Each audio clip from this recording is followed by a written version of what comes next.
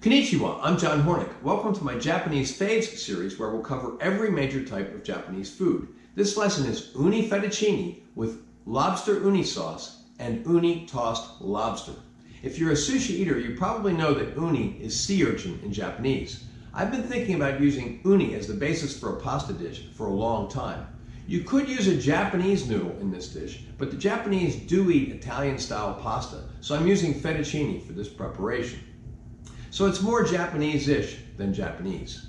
This yummy, umami-rich pasta dish has a distinct but not overpowering uni-ness and lobsteriness.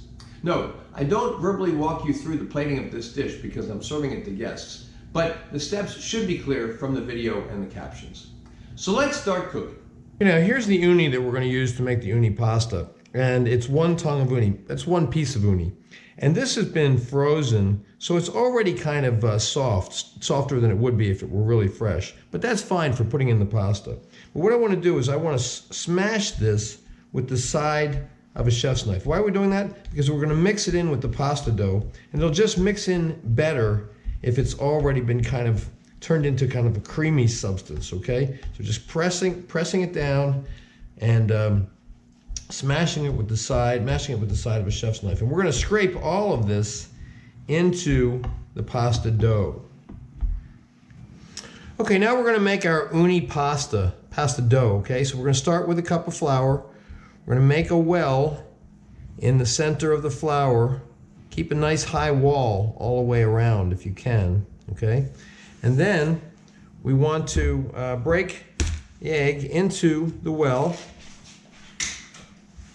Then we want to put in a pinch of salt, tablespoon of olive oil,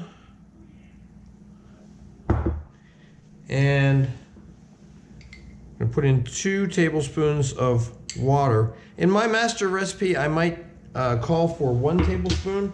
It really kind of depends on how dry your flour is. If your flour is kind of dry, which this is, I use more. If you are in a dry place, where there's less humidity, you would use more. So instead of using 1, kind of if you're on the East Coast where it's humid, if you're in a drier area like Phoenix or New Mexico, I use 2. All right, now I'm going to add the uni to this mixture. Okay, I'm going to scrape it off the board here. And I'm going to use a spatula to try to get all that good uni-ness off of the knife. Okay, both sides. Okay, good. Now we're going to start incorporating the flour into all of the liquid that's in the center, and we want to try not to break the sides of the well open. Okay, there's more liquid in there than there usually is because we've added the uni, so that might be kind of hard to do. But we want to try to incorporate as much flour into the eggs and the uni and the olive oil and the water before we break the sides of the well.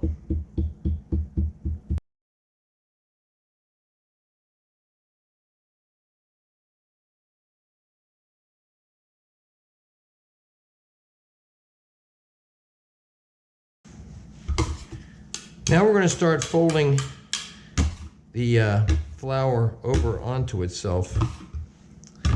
Which we're doing is incorporating the flour into the liquid. And we're not pressing down on it too much, okay? So I don't want to develop a lot of gluten. I want to try to do it gently. And eventually, it'll all start to come together as a dough. As it starts to come together a little bit more, I'm pressing down a little bit more. Bring it back to the center here so we can see it on the camera well.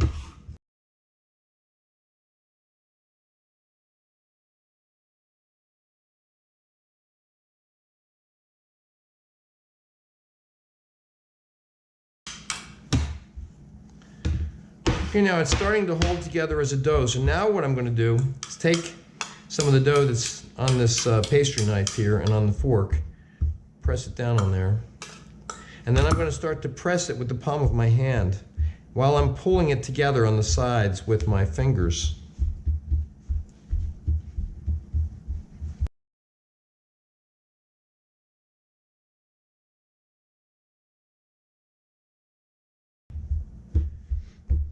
Now it's starting to come together kind of like a pancake, okay? Getting kind of a uniform dough. I'm trying to pick up all the little pieces and extra flour off of the work surface here. Okay, now it's fairly thin. I'd say it's about 1/4 of an inch thin. We're going to start rolling it, okay?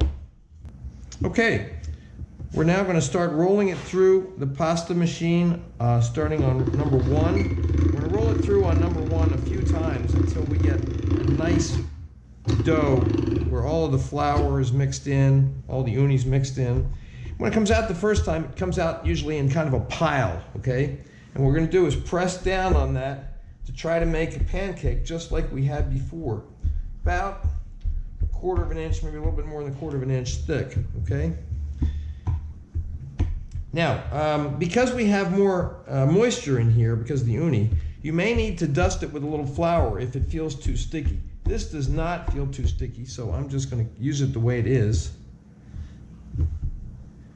and run it through again on number 1.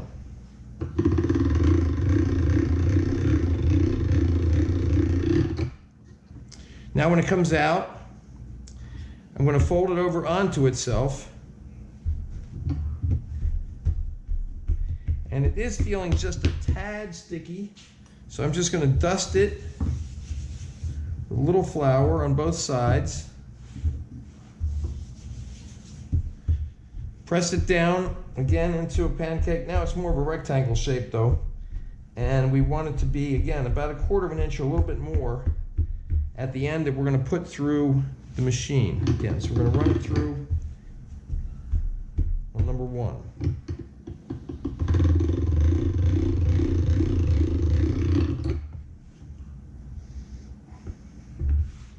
Now at this point I'm going to try to pick up extra that I have here on the work surface so we don't lose any.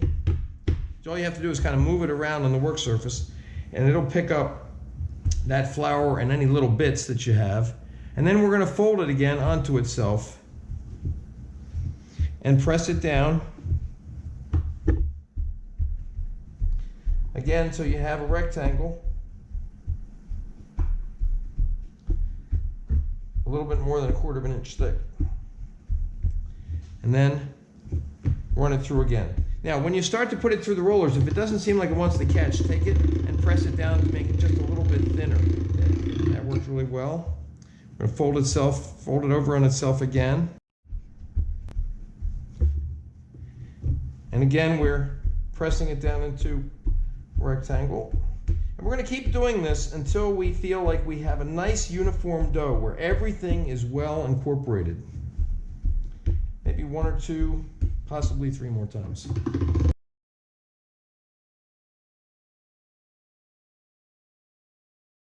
Okay, I think that's good. Looks very well incorporated. Now what we're going to do is fold it over on itself again, and we're going to wrap it in a damp towel or paper towel and let it rest for at least 15 or 20 minutes. That'll make it easier to roll it out to cut into the fettuccine shape. Okay? Okay, our pasta's been resting for about 20 minutes. We're just going to dust it a little bit, both sides, and then press it down enough that it will start to be taken up by the rollers. We're going to roll it through again on number 1. Okay.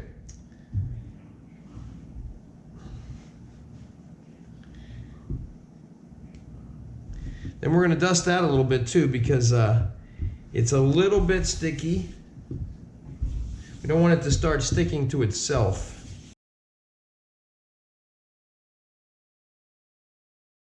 All right, now we're going to go to number 2.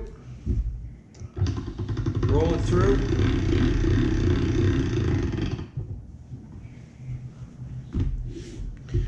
Go to number 3.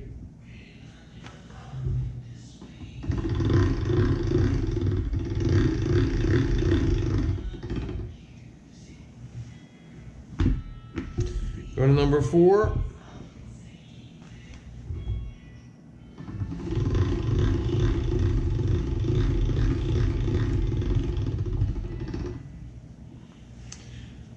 All right, now at this point, we're going to cut it in half to make it a little bit more manageable. Let's use this instead. Okay. Now we're going to run it through on number 5.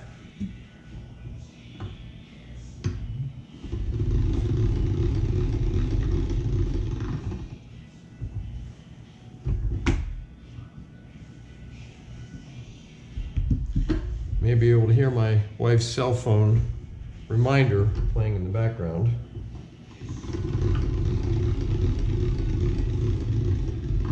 It's number 5.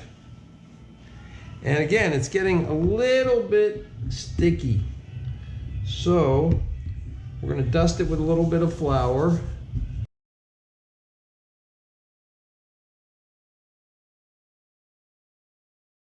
All right, now we're going to go to number 6.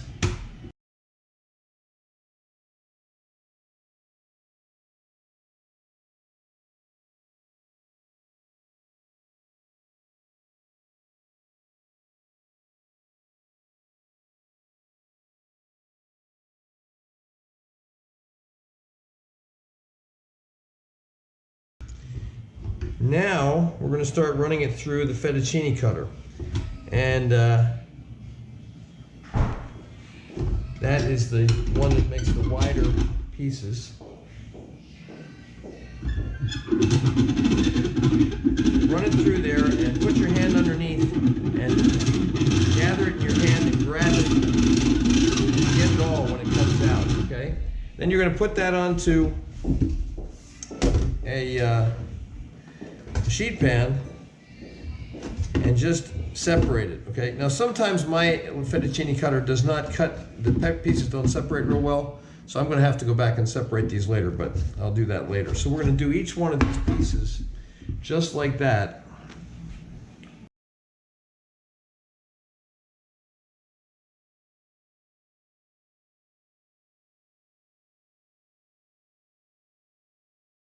All right, now here's all our pieces here. Now I'm going to toss those in some flour so that they don't stick together. I'll do that off camera and I'll come back and I'll show you what it looks like. All right, now I've separated all or most of the pieces that didn't cut entirely by the fettuccine cutter. I might need a new fettuccine cutter. Now we're just going to sprinkle some more flour on here to make sure they've all got a little bit of a coating on them so that they don't stick together. And then we're just going to kind of toss them around a little bit, okay? And try to separate them a bit on the tray so they're not all bunched together. They've got a little bit of separation between them, a little bit of air space, and that way they won't stick together, especially if they have enough flour, that you've tossed them enough flour. There was also some cornmeal on the board, on the pan before I started. There was another one that didn't really separate it, so just pull it apart, toss it in a little flour, okay? And then, if you're going to cook these right away, you don't need to cover them, but if you are not going to cook them right away, you should cover it and refrigerate it. Okay, so that is, this is the uni pasta. It is ready to cook. All right, now we're going to prep the uni for tossing with the lobster meat for the garnish for the fettuccine. And here I have 1 tongue of uni. That's 1 portion of uni. That's how it comes, okay? And if this were really fresh, it would be firm like you would get in a sushi restaurant, but this has been frozen, so it's a little bit creamier, and that's perfect for this application. What we want to do, though, is we want to mash it with the side of a chef's knife, so we have even more of a creamy texture here. And if there's any liquid that was in the container that this came in, pour that in with your lobster, because we're going to toss this with the lobster, okay? Now what we're going to do is take the lobster meat, which we've already portioned to be the garnish for our fettuccine, and we're going to put that uni in there. Try to get it all off the board. I don't like to waste any of it. It's precious. All right, now, you even want to get it off the side of the knife, okay?